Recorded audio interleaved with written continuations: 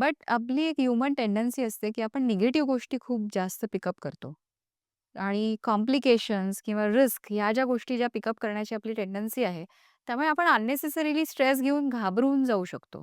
So definitely वाचा.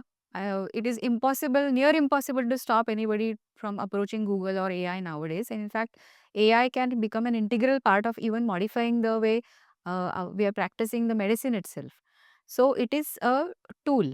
But again, it is a tool, and it is in the hand of somebody, and how that tool generates the result is totally on how you perceive it. हे खूप महत्वाचं आहे.